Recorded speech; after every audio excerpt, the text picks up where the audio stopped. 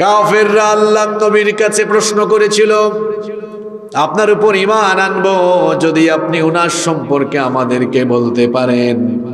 আল্লাহ তাআলা তার নবীর কাছে ওহীর মারফতে জানিয়ে দিলেন এই ব্যক্তি সম্পর্কে ডিটেইলস একেবারে পূর্ণাঙ্গ আলোচনার মাধ্যমে কাফিরদের প্রশ্নের জবাব আল্লাহ পুরোপুরি দিয়ে দিলেন। সুবহানাল্লাহ। কোরআনে কারীম বলছে, ওয়ায়াসআলুনাকা আন যিল কারনাইন। ও নবী, তারা আপনাকে যুলকারনাইন সম্পর্কে জিজ্ঞেস করছে, আপনি তাদের জবাব দেন, কুল সাআতলু আলাইকুম মিনহু যিকরা। আপনি বলেন, আমি তোমাদের সামনে যুলকারনাইনের পুরো বৃত্তান্ত তুলে ধরছি। এরপরের আয়াত থেকে আল্লাহ নিজেই জবাব দিচ্ছেন, সুন্দর করে বলছেন, ইন্না মাক্কান্না লাহু ফিল আরদি ওয়া আতাইনাহু মিন কুল্লি শাইইন সাবাবা। আল্লাহ তাআলা বলছেন, ইন্না মাক্কান্না লাহু ফিল আরদ, নিশ্চয় আমি তাকে জমিনের বুকে কর্তৃত্ব দান করেছিলাম। শুধু তাই নয়, ওয়া আতাইনাহু মিন কুল্লি শাইইন সাবাবা,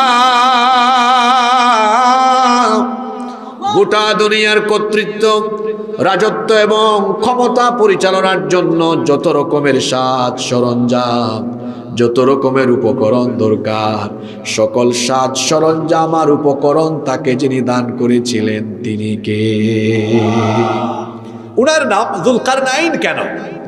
ফাতহুল কাদির এবং তাফসীর ইবনে কাসিরের ভেতরে এসেছে। এ ব্যাপারে মুফাসসিরিনে কেরামদের বেশ কয়েকটি মতামত পাওয়া যায়।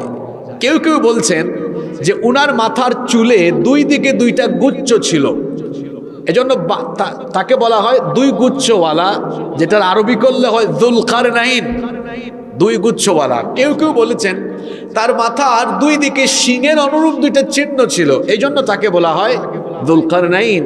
আবার কেউ কেউ বলেছেন তিনি প্রাচ্য আর পাশ্চাত্যের সবগুলো দেশ জয়লাভ করেছিলেন, এজন্য তাকে বলা হয় যুলকারনাইন। কোন কোন মুফাসসির আবার বলেছেন ওনার মাথার দুই দিকে দুইটা ক্ষত চিহ্ন ছিল, এই জন্য তাকে বলা হয় যুলকারনাইন। তবে যুলকারনাইন তিনি কে ছিলেন এই ব্যাপারে সবচেয়ে অথেন্টিক, নির্ভেজাল এবং ফ্রেশ আলোচনা চলে এসেছে কোরআনে কারীমে। কোরআন যা বলছে তা হলো এই, তিনি কোনো ফেরেশতা ছিলেন না, এমনকি যুলকারনাইন তিনি কোনো নবী বা রাসূলও ছিলেন না। তাহলে তিনি কি ছিলেন? তিনি ছিলেন একজন নেককার বান্দা, যিনি আল্লাহর ইবাদত বন্দেগী করে আল্লাহর এতটাই নৈকট্যশীল হয়েছিলেন, আল্লাহ তাআলা তাকে ভালোবেসে তার প্রিয় বান্দাদের কাতারে শামিল করে আল্লাহ তাকে গোটা দুনিয়ার বাদশাহী দান করে দিয়েছেন। চিন্তা করেন তো, গোটা পৃথিবী যিনি রাজত্ব করেছেন, গোটা পৃথিবী যিনি শাসন করেছেন। এজন্য আল্লাহ বলছেন, ইন্না মাক্কান্না লাহু ফিল আরদ, নিশ্চয় আমি তাকে জমিনের বুকে কর্তৃত্ব দান করেছিলাম। শুধু তাই নয়, ওয়া আতাইনাহু মিন কুল্লি শাইইন সাবাবা, এবং গোটা দুনিয়ার রাজত্ব পরিচালনার জন্য যত রকম উপকরণ এবং সাজ সরঞ্জাম দরকার সেটা তাকে যিনি দিয়েছিলেন। গলার আওয়াজ বড় করে সবাই বলেন, তিনি কে? তিনি পূর্ব দিকে সফরে বের হয়েছেন। আপনাদের এখানে পূর্ব কোন দিক? পূর্ব দিক কোনটা? আমার পিছন। তাহলে শোনেন, এ কেমন বাদশা চিন্তা করেন তো। পূর্ব দিকে যায় একটা দেশ, ওইটা জয়লাভ, এর পরের দেশ পরেরটা, পরেরটা পরেরটা, যেতে যেতে যেতে যেতে পূর্ব দিকের সব দেশ জয়লাভ করেছেন। সফর করেছেন পশ্চিম দিকে, যেতে যেতে যেতে যেতে পশ্চিমের শেষ দেশে গিয়েছেন। সবগুলো দেশ জয়লাভ করে তিনি ইনসাফ আর সুবিচারের রাজত্ব কায়েম করেছেন। সুবহানাল্লাহ পড়বেন না? দেখেন কোরআন কি বলছে, খুব মজা পাবেন। শুধু মজার জন্য নয়, বর্তমান প্রেক্ষাপটকে সামনে রেখে ঘটনাটা ধরেছি, একটু পরে বুঝবেন হুজুর ঘটনাটা কেন ধরল। তিনি এবার পশ্চিম দিকে সফরে বের হলেন। আল্লাহ তাআলা বলছেন, ফাআতবাআ সাবাবা, অতঃপর তিনি এক পথ অবলম্বন করলেন। পশ্চিম দিকের সফর আরম্ভ করে কোথায় গেলেন শোনেন। আল্লাহ তাআলা বলছেন হাত্তা ইযা বালাগা মাগরিবাশ শামসি ওয়াজাদাহা তাগরুবু ফি আইনিন হামিআতিন ওয়া ওয়াজাদা ইনদাহা কওমা। এখানে মাহফিলে হাফেজ সাহেবরা আছে নাকি? এরা খুব মজা পাবে, কোরআন পড়ে তো, কিন্তু আজকে যখন ঘটনাটা পুরোটা শুনে ফেলবে এরপর থেকে আয়াতগুলো পড়বে আর মজা পাবে। কোরআন বুঝলে এত মজা, এই যে সামনে রমজান মাস আসতেছে, নামাজ শেষ করতে মন চাইবে না, যত শুনবেন তত মজা লাগবে। সুবহানাল্লাহ। আল্লাহ বলছেন যুলকারনাইন পশ্চিম দিকে সফর আরম্ভ করলেন। পশ্চিম দিকে যেতে যেতে যেতে যেতে একেবারে পশ্চিমের শেষ ভূমি পর্যন্ত গেলেন। আপনারা তো সবাই জানেন পৃথিবীর 4 ভাগের 3 ভাগ হলো পানি, 1 ভাগ হলো মাটি। পশ্চিমের শেষ দেশ ভূমি, এরপরে আর ভূমি নাই, মাটি নাই, আছে শুধু পানি। শেষ দেশটা পর্যন্ত তিনি যখন জয়লাভ করলেন, তিনি সেখানে গিয়ে দেখলেন সাগর। আপনারা কক্সবাজার ঘুরতে গেলে দেখবেন সন্ধ্যাবেলা যখন সূর্য ডুবে যায় মনে হয় যেন সাগরের মধ্যে সূর্য ডুবছে, এমনটাই দেখতে মনে হয়। তিনি যখন একেবারে পশ্চিমের শেষ দেশ পর্যন্ত জয়লাভ করলেন, সূর্যাস্তের জায়গা পর্যন্ত গিয়ে দেখলেন সেখানে কর্দমাক্ত জলাশয়ের মধ্যে সূর্য ডুবছে। সেখানে তিনি এক সম্প্রদায়কে পেলেন। আল্লাহ তাআলা তখন যুলকারনাইনকে ওই সম্প্রদায়ের ব্যাপারে আল্লাহ বললেন কুলনা ইয়া যাল করনাইনি ইম্মা আন তুআযিবা ওয়া ইম্মা আন তাত্তাখিযা ফীহিম হুসনা। যুলকারনাইন, আপনি যদি চান এখানে যে জাতির লোকদেরকে দেখছেন তাদেরকে আপনি চাইলে শাস্তি দিতে পারেন, অথবা চাইলে আপনি তাদের সাথে সুন্দর আচরণ করতে পারেন। যুলকারনাইন তখন জবাবে বললেন قال أما من ظلم فسوف نعذبه ثم يرد إلى ربه فيعذبه عذابا نكرا। তিনি বললেন যারা জালিম তাদেরকে অবশ্যই আমি শাস্তি দিব এবং তারা আরো নিন্দিত অবস্থায় তাদের রবের কাছে ফিরে যাবে। তিনি আরো বললেন ওয়া আম্মা মান আমানা ওয়া আমিলা সালিহান ফালাহু জাযাআনিল হুসনা ওয়া সানাকুলু লাহু মিন আমরিনা ইউসরা। আর যারা ঈমান এনে সৎ কাজ করবে সেই সকল লোকদের সাথে আমি আচরণের বেলায় সুন্দর আচরণ করব, তাদের জন্য তো উত্তম পুরস্কারও আছে, তাদের সাথে আমি কোনো খারাপ আচরণও করব না। মনে রাখবেন কথাগুলো। একটু পরেই 2-3 মিনিট পরে দেখবেন একটা আশ্চর্যজনক জায়গা থেকে ঘটনাটা শুরু হচ্ছে।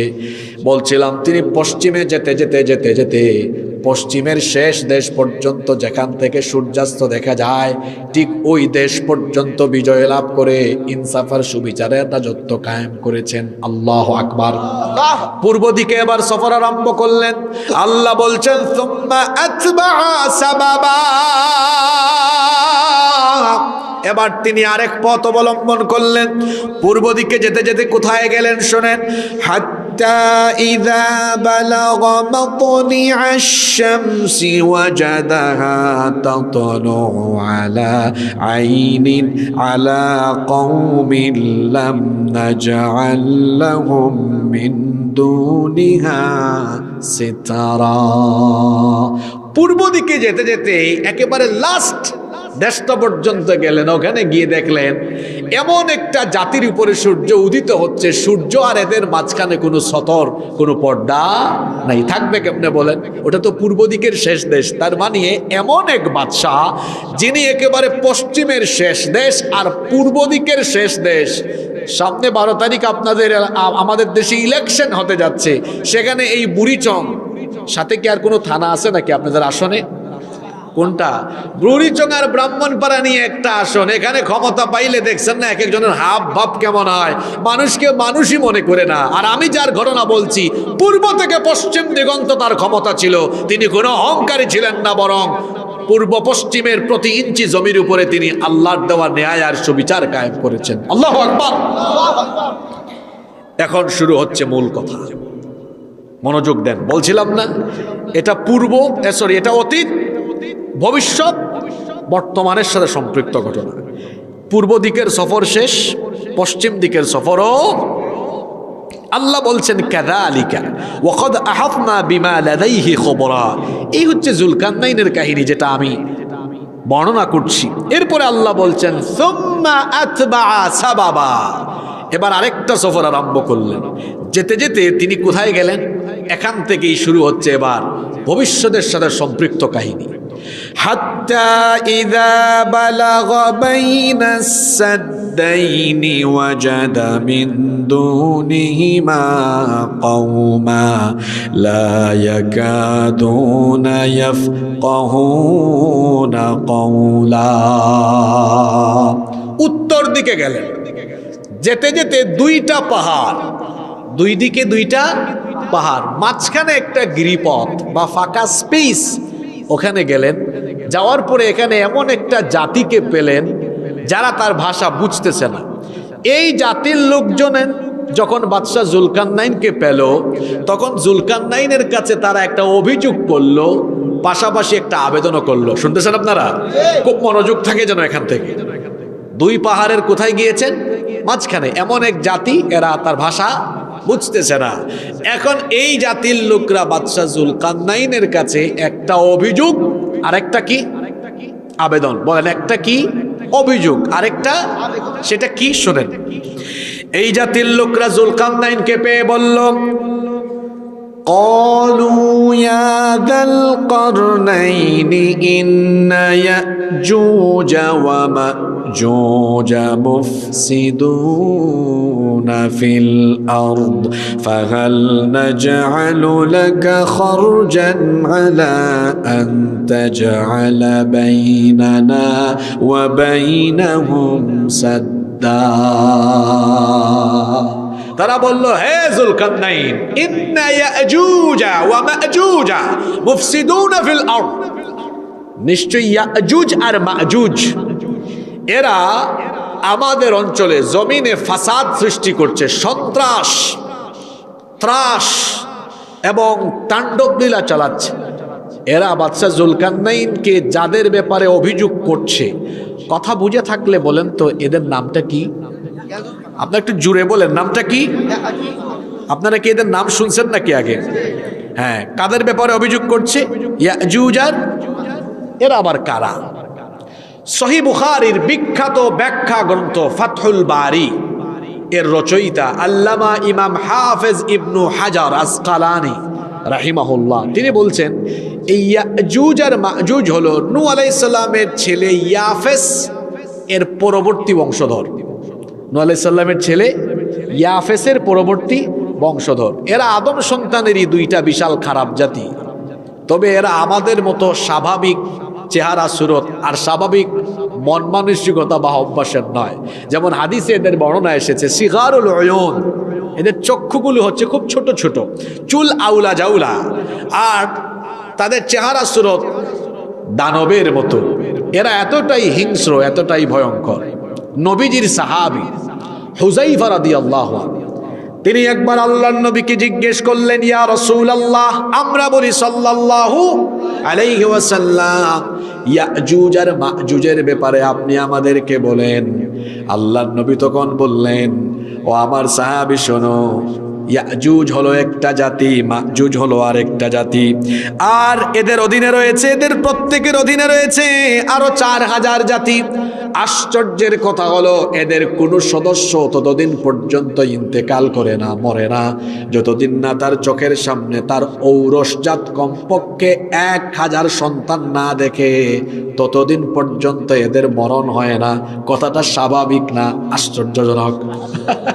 কারবার দেখছেন? আপনার কয়টা ফুলামাইয়া হয়?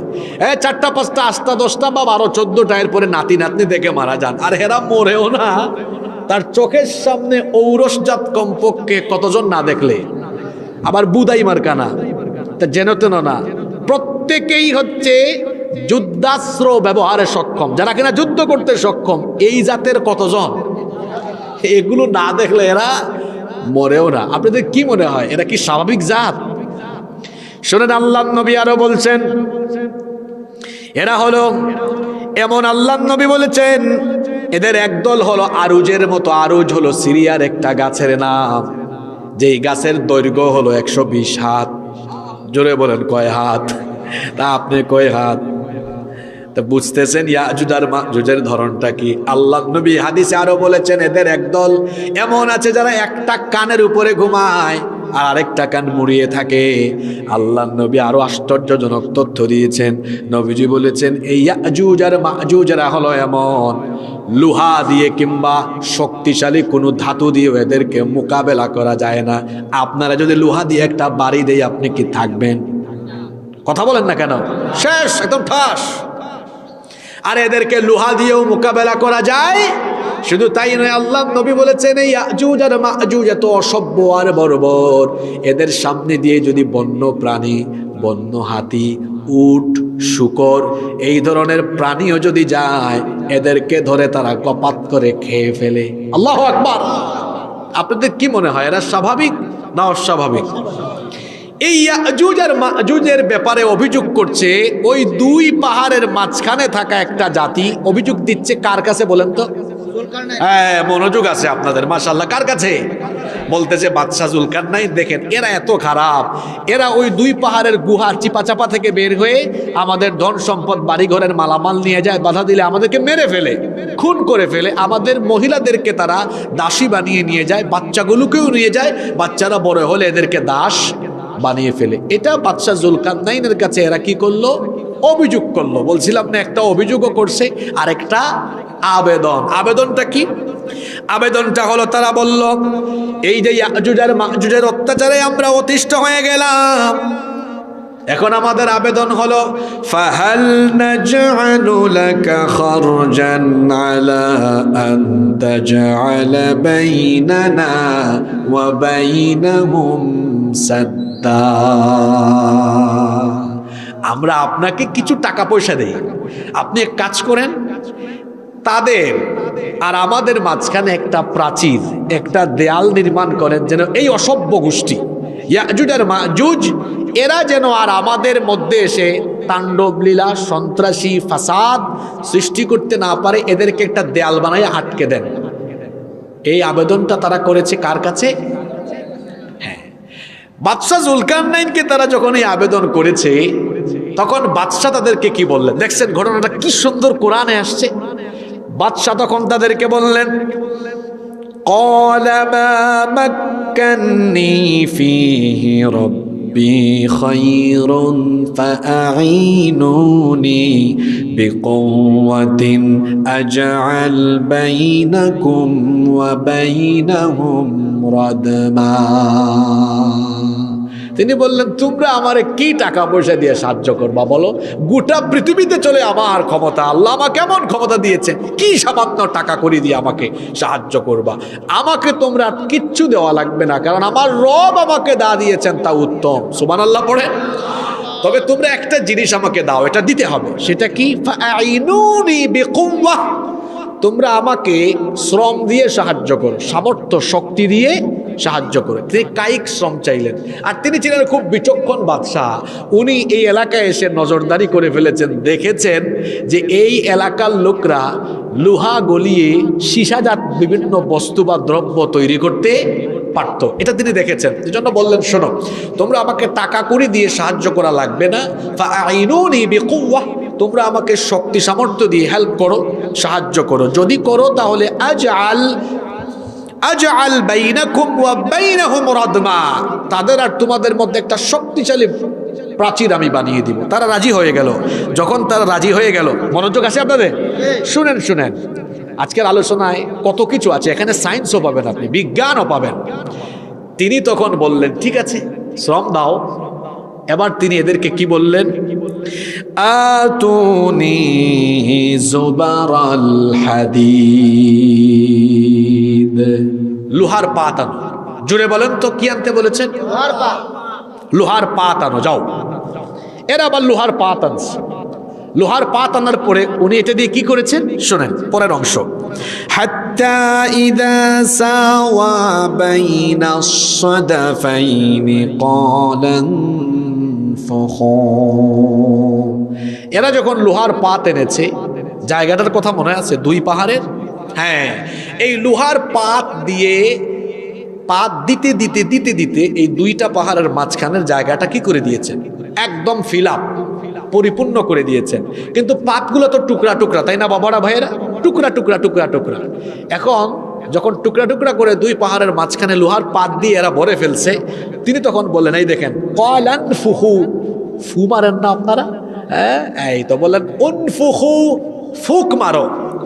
তখন তারা নল পর্যন্ত, আপনারা নল এনে হাপড় দিয়ে, দম নেই না আমরা, ওই যে আগেকার যুগে আমাদের মা চাচিরা যখন লাকড়ির চুলায় রান্না করতেন, এখনো গ্রামে এগুলো পাওয়া যায়, ওই যে ফু দেয় আগুন নিভে গেলে। আপনাদের এলাকায় কি বলে এটাকে?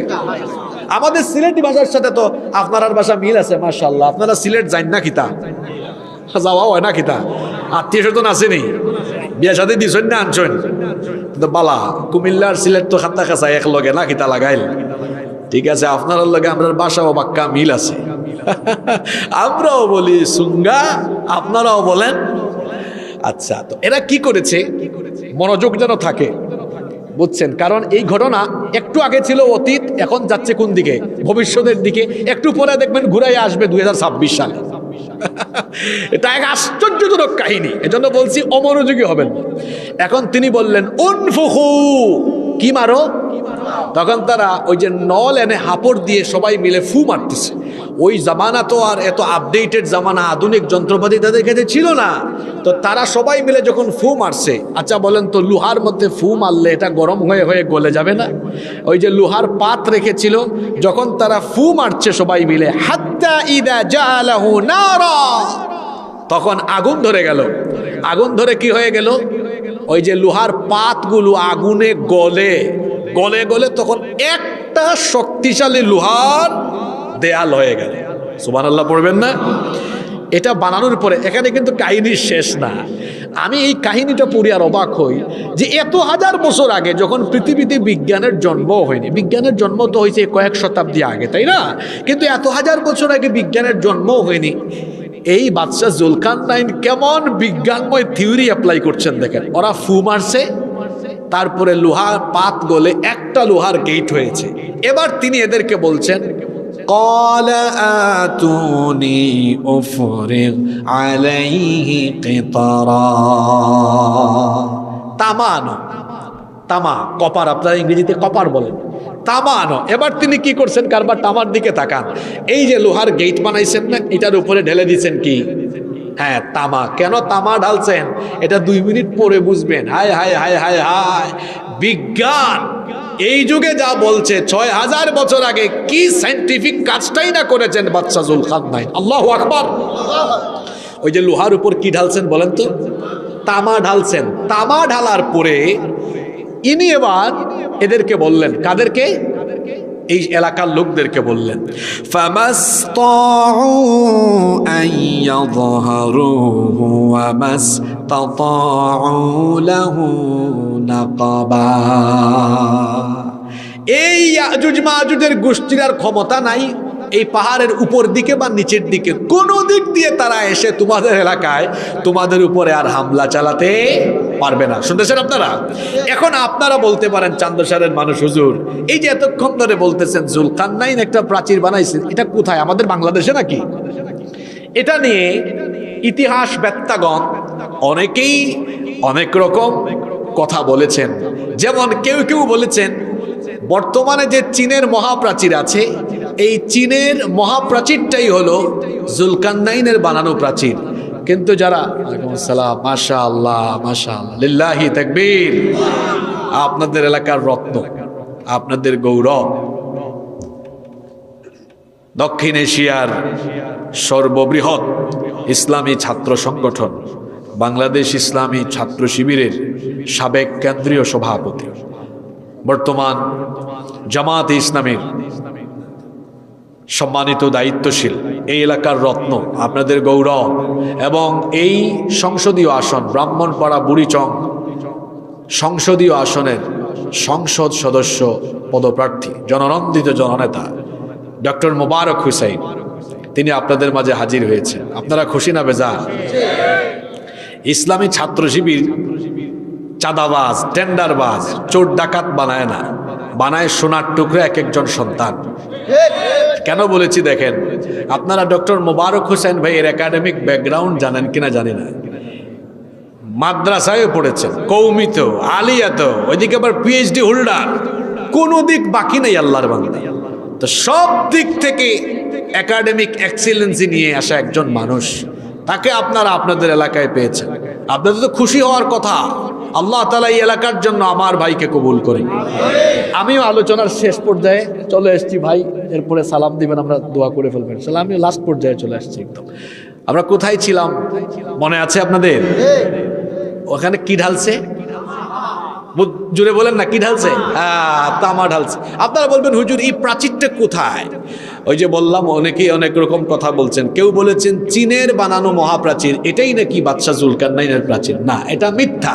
কারণ চীনের বানানো মহাপ্রাচীর ওটা ইট দিয়ে, আর জুলকারনাইনের বানানো প্রাচীর হলো সীসা দিয়ে। আবার রাশিয়ান একদল মুসলিম গবেষক তারা বলছেন যে এটা নাকি কাস্পিয়ান সাগরের উপকূলে অবস্থিত, যেটা বানিয়েছেন আলেকজান্ডার দ্য গ্রেট। এই কথাও মিথ্যা। কেন মিথ্যা? আমি এটা বিজ্ঞানসম্মতভাবে ব্যাখ্যা করছি। কেন মিথ্যা সেটা বলছি। দেখেন তো আপনারা, আল্লাহ তো চাইলে এখানে কথাটা এইভাবে বলতে পারতেন যে জুলকারনাইন একটা প্রাচীর বানিয়েছেন, জাস্ট এতটুকু কথা বললেই হয়ে যেত। কিন্তু আল্লাহ এভাবে না বলে বিস্তারিত বলেছেন যে তিনি এলাকার লোকজনকে বলছেন লোহার পাত আনো, ফুক মারো, তারপর উপরে কি ঢালো। হ্যাঁ, এটার একটা কারণ আছে। কারণটা কি শুনেন। বিজ্ঞানীরা বলছেন লোহা এবং তামা এই দুইটার দুইটা ধর্ম আছে। তবে তামা হলো লোহার চেয়ে কম শক্তিশালী, আর লোহা হলো তামার চেয়ে বেশি শক্তিশালী। কিন্তু আপনারা বলেন তো, লোহা যতই শক্তিশালী হোক না কেন, পানির সংস্পর্শে আসলে লোহায় কি ধরে? এই তো জং ধরে, মরিচা ধরে। এই যে দেখছেন, এটা এখানে পানি লাগাই দেন, দেখবেন পানির সংস্পর্শে কিছুদিন থাকলে এটাতে জং ধরবে। কিন্তু তামার শক্তি লোহার চেয়ে কম হলেও তামারও একটা ধর্ম আছে, তামায় কখনো জং। তাহলে তামায় কি ধরে বলেন? তামায় জং না ধরলো আরেকটা জিনিস ধরে। ওইটা কি ধরে? আচ্ছা, তামায় একটা জিনিস ধরে, সেটা শুনেন কি। আধুনিক বিজ্ঞান বলছে তামা যখন খোলামেলা পরিবেশে থাকে, এরকম খোলামেলা পরিবেশ, তার আগে বলেন তো পরিবেশের কালারটা কি? আমরা চক্ষু দিয়ে যেটা দেখি ম্যাক্সিমাম কি দেখা যায়? যে গাছপালা, বন জঙ্গল, কালার কি? সবুজ। বলেন কালার কি? বিজ্ঞান বলছে তামা যখন খোলামেলা পরিবেশে থাকে, বাতাসে তো অক্সিজেন আছে, তাই না? যে অক্সিজেন নেই, আমরা কার্বন ডাইঅক্সাইড ছেড়ে দেই। বিজ্ঞান বলছে তামা যখন খোলামেলা পরিবেশে থাকে, তখন বাতাসে থাকা অক্সিজেনের সাথে তামার যে পদার্থগুলো আছে, এটা অক্সিডেশন পদ্ধতিতে তামার উপরে তখন একটা গ্রিন প্রোটেক্টিভ লেয়ার। সোজা বাংলায় যদি আমরা বলি যে তামা খোলামেলা পরিবেশে যখন থাকে, অক্সিজেনের সাথে মিশে অক্সিডেশন পদ্ধতিতে তামার উপরে একটা সবুজ আস্তরণ পড়ে। জোরে বলেন তো, সবুজ কি পড়ে? এটা বিজ্ঞান বলছে।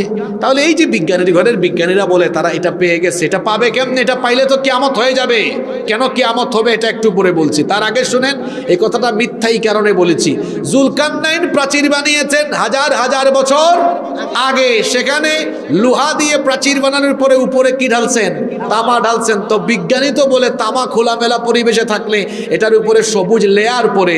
ও পাগলের দল, এটা পাবা কেমনে তোমরা বিজ্ঞানের ঘরের বিজ্ঞানীরা? এটা তো হাজার হাজার বছর ধরে এই তামার উপরে সবুজ আস্তরণ পড়তে পড়তে পড়তে পড়তে এটা পৃথিবীর সবুজ পরিবেশের সাথে মিশে গিয়েছে। এটা পাওয়া কারো দ্বারা সম্ভব?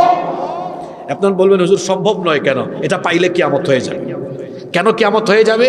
কারণ কিয়ামতের বড় বড় 10টা ঘটনা আছে, যেই ঘটনাগুলো ঘটলেই কিয়ামত হবে। এর মধ্যে একটা ঘটনা হলো কিয়ামতের কিছুদিন আগে, মাত্র অল্প কয়েকদিন আগেই ইয়াজুজ আর মাজুজ, ওই যে প্রাচীর আছে না, এই প্রাচীর ভেদ করে আবার আসবে। আপনারা আপনাদের হায়াতে যদি পান ওটা দেখতেও পারেন। তাহলে ইয়াজুজ বলছিলাম না, এমন এক ঘটনা অতীতের সাথে ভবিষ্যতের সাথে, একটু পরে দেখবেন ঘটনা এটা চলে আসছে কিসের সাথে?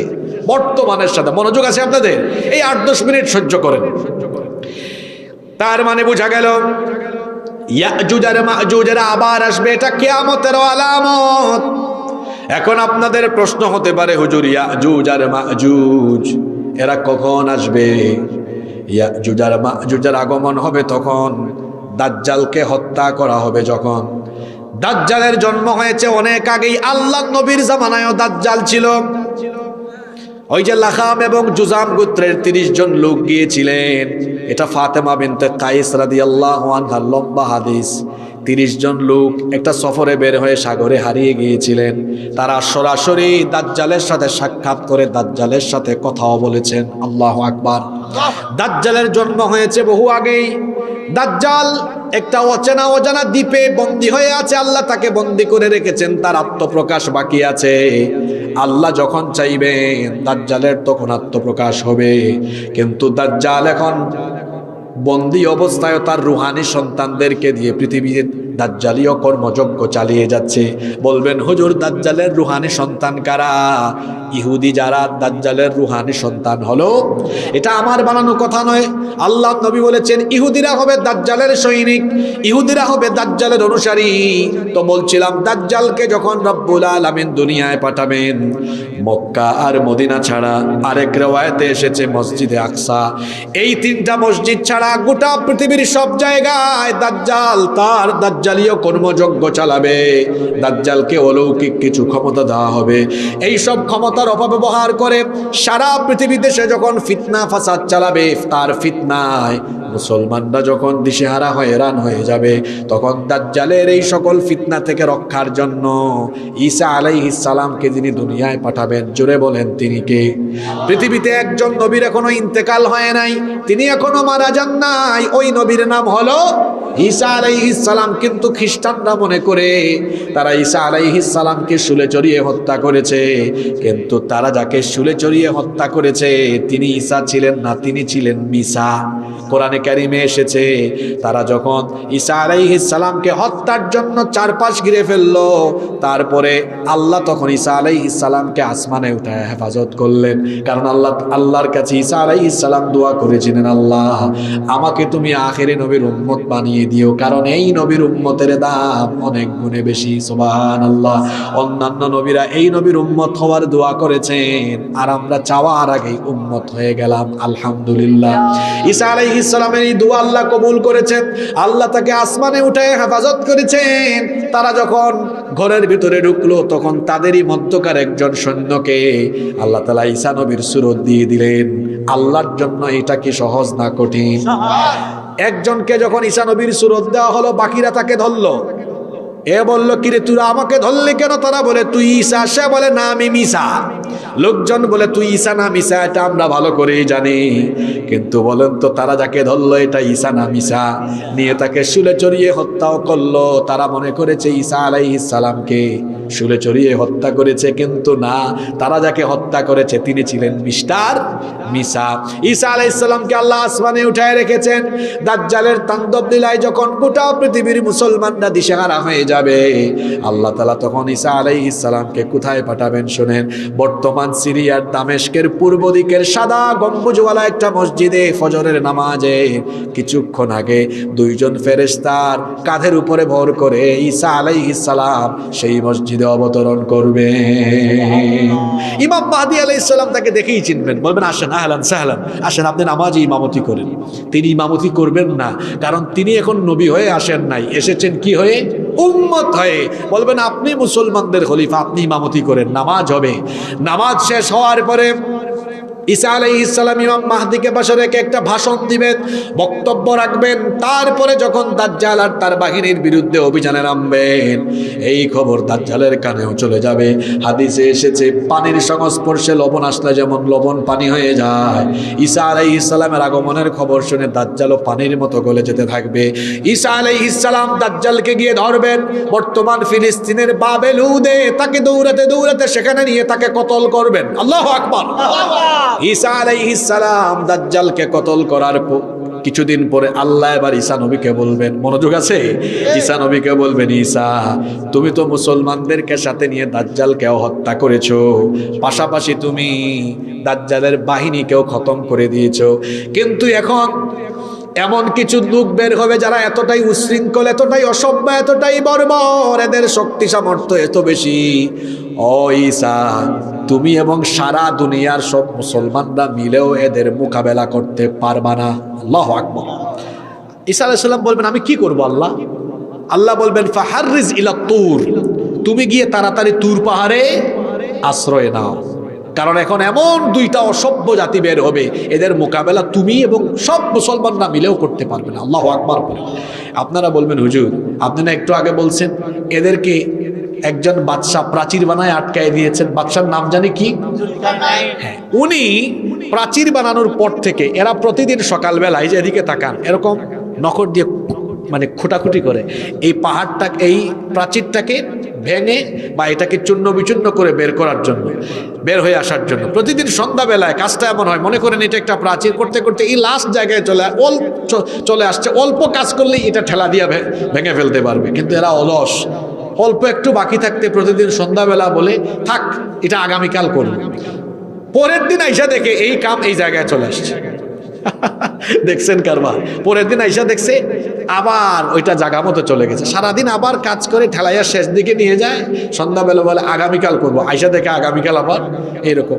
ওই বানানোর দিন থেকে এই ব্যাককলের দল আজকেও এই কাম করছে, আজকেও সন্ধ্যা পর্যন্ত এই কাম করছে, কিন্তু প্রতিদিনই শেষ পর্যন্ত যায়, বলে আগামীকাল করব, পরের দিন এসে দেখে ওই দেয়াল আবার আগের জায়গায় চলে গিয়েছে। কিন্তু দাজ্জালকে হত্যার পরে হঠাৎ করে একদিন সন্ধ্যাবেলা তারা বলবে বাকি কাজ আমরা আগামীকাল করব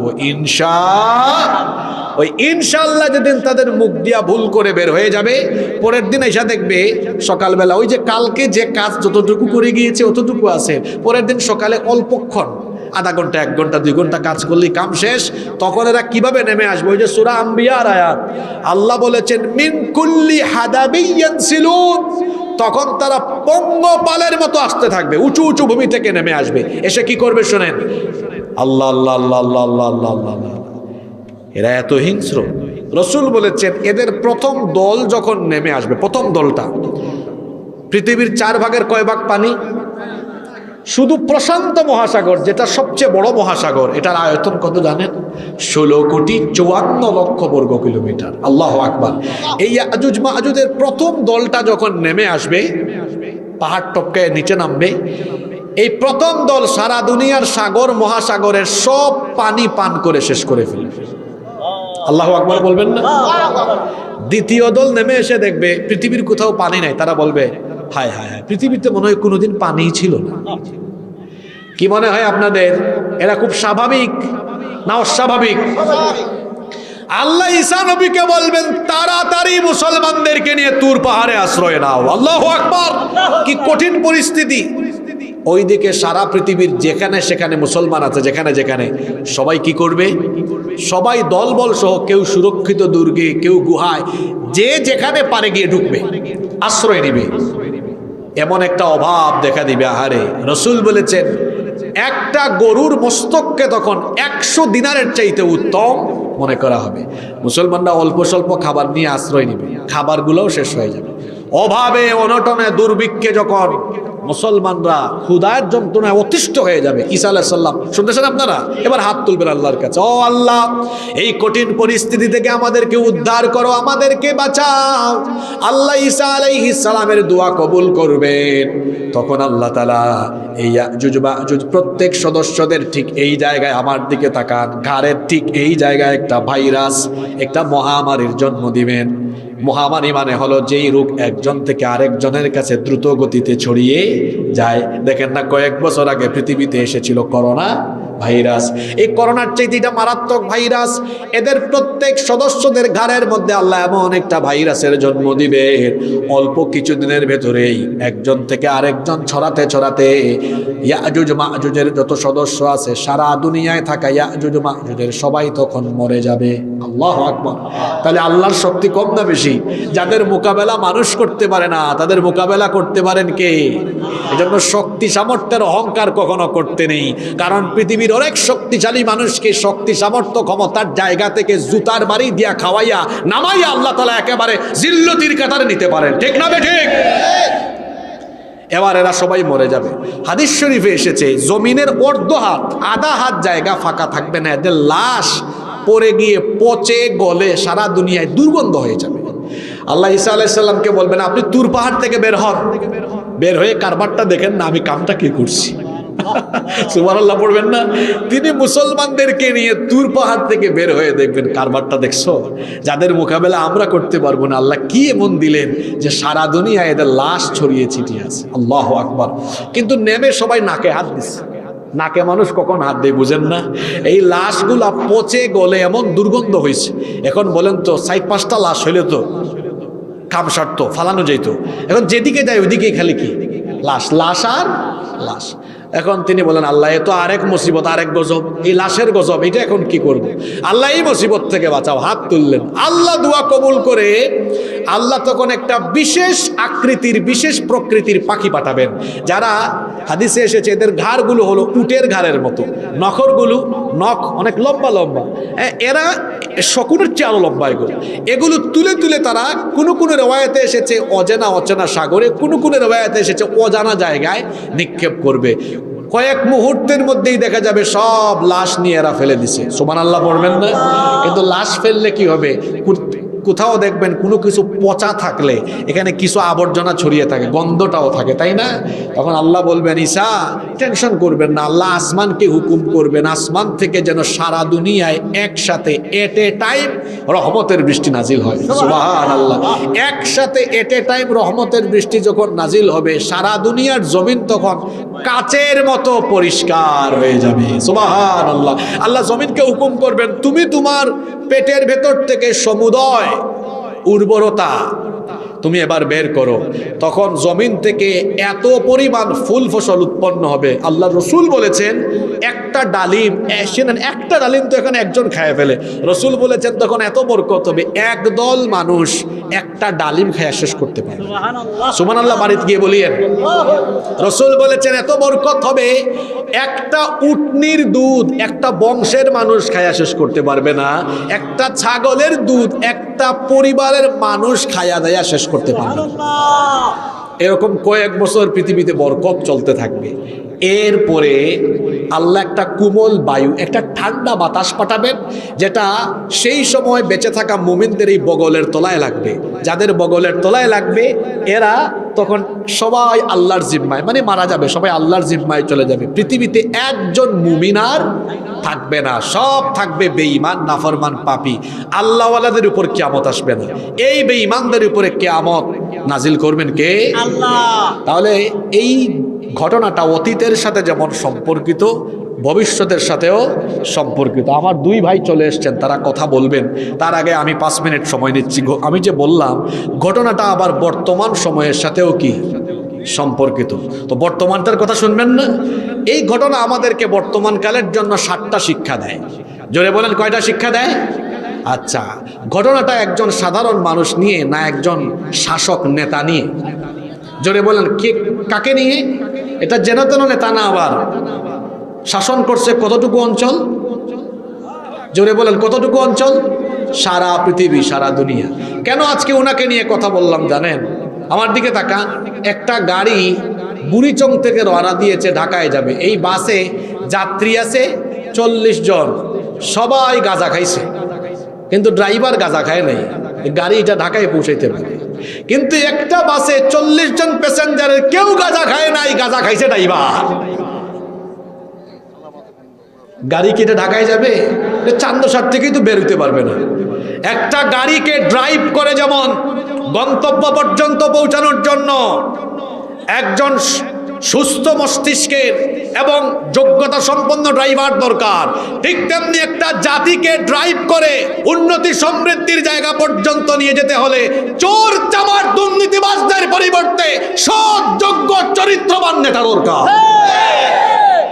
বাদশাহ জুলকারনাইন ছিলেন একজন ন্যায়নিষ্ঠবান শাসক, যিনি সারা পৃথিবীতে ইনসাফ আর সুবিচারের রাজত্ব কায়েম করেছেন। সুবহানাল্লাহ পড়বেন না?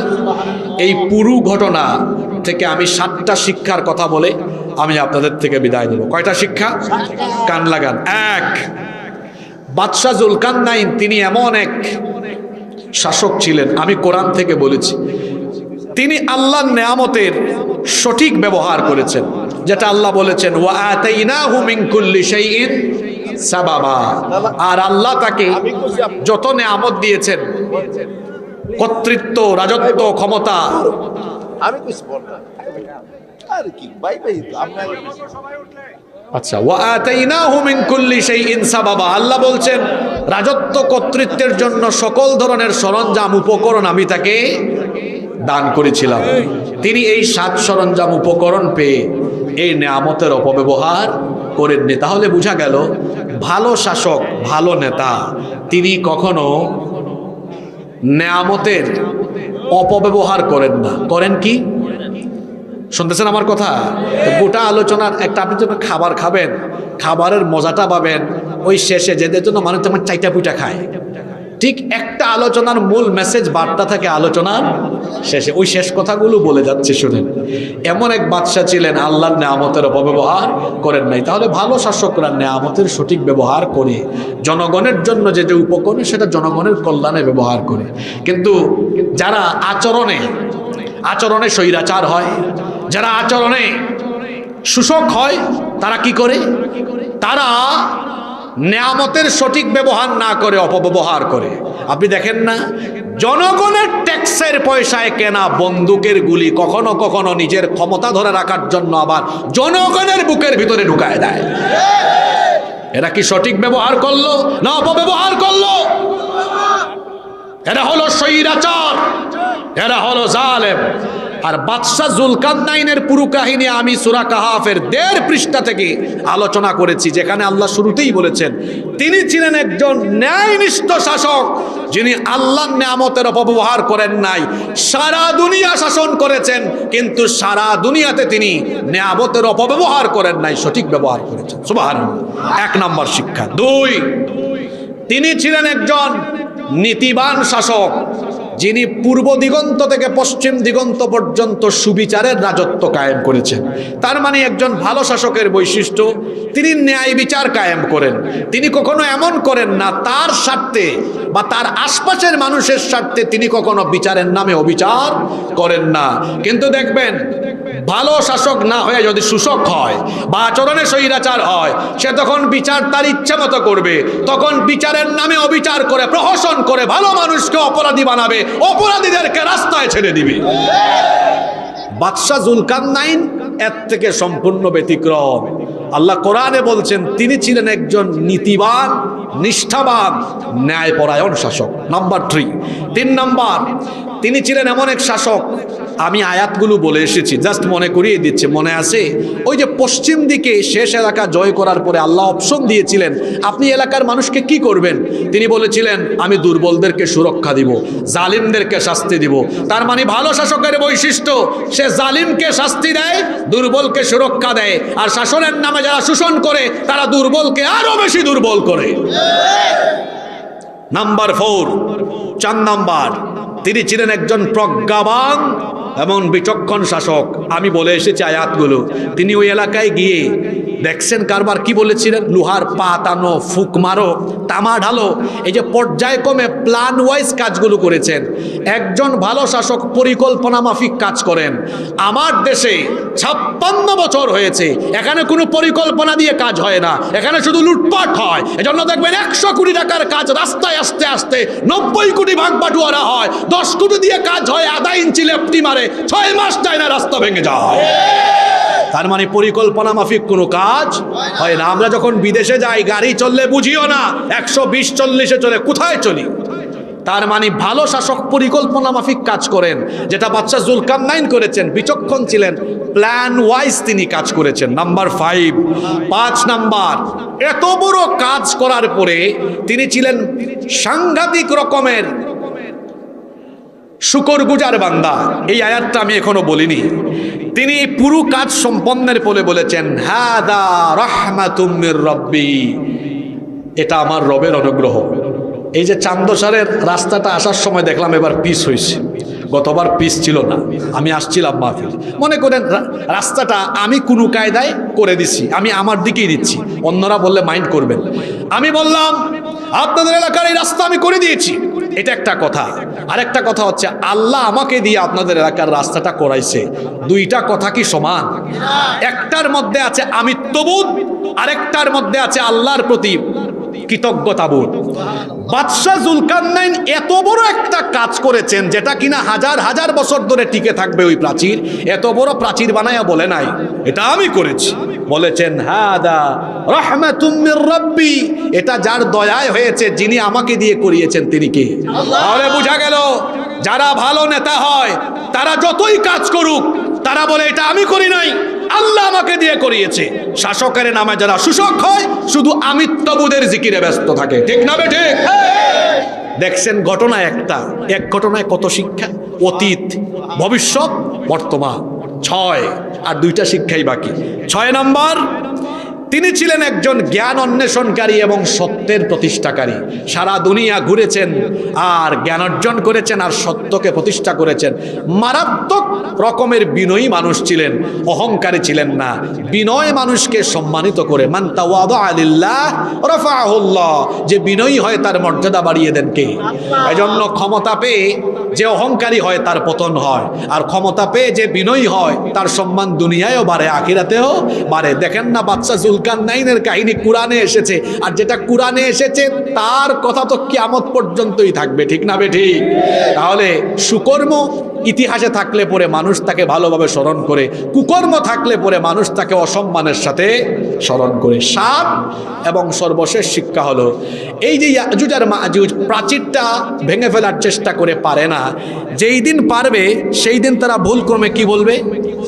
তাহলে বোঝা গেল ইনশাআল্লাহর গুরুত্ব, জোরে বলেন ইনশাআল্লাহর গুরুত্ব আছে। কিন্তু আমি একটা দুঃখের কথা বলে যাই, আমাদের দেশে ইনশাআল্লাহর সঠিক ব্যবহারের চাইতে অপব্যবহারও অনেক বেশি হয়। যেমন এই যে ফিল্ম ইন্ডাস্ট্রিতে যারা কাজ করে বলতেছে, ভাই সব দোয়া করেন আগামী ঈদে আমার একটা সিনেমা মুক্তি পাচ্ছে ইনশাআল্লাহ। এটা কি সঠিক ব্যবহার না অপব্যবহার? আরেক এলাকায় যাত্রা পালার আয়োজন করে বলে দোয়া করেন আসিয়েন আপনারা, আগামী মাসে আমাদের এলাকায় যাত্রা গান হবে ইনশাআল্লাহ। তো এটা কি সঠিক ব্যবহার না অপব্যবহার? তাহলে আমরা যেন সঠিক ব্যবহার করি। আমরা ইনশাআল্লাহ ভবিষ্যতের কোনো কাজ বলা বা করার জন্য বলবো ইনশাআল্লাহ। হ্যাঁ, আমরা এই তাহজিব তামাদ্দুন এই কালচারগুলো আমরা আমাদের জীবনে প্রয়োগ করব। এই মোট কয়টা শিক্ষার কথা বললাম? সূরা কাহাফের শেষের দিক থেকে আজকের এই জুলকারনাইনের কাহিনীটা আমি পৌরাণিক ভার্সনে, কোরআনিক প্যাটার্নে উল্লেখ করেছি এবং বলেছি এই ঘটনা হাজার হাজার বছর আগের সাথে এবং হাজার হাজার বছর পরের সাথে, আবার ঘটনার শিক্ষাগুলো বর্তমান জামানার সাথেও রিলেটেড এবং শিক্ষণীয়। আল্লাহ তাআলা এই কথাগুলো আমাদেরকে উপলব্ধি করে আমাদের জীবনে অ্যাপ্লাই করার তৌফিক দান করুন। আমরা সবাই বলি আমিন।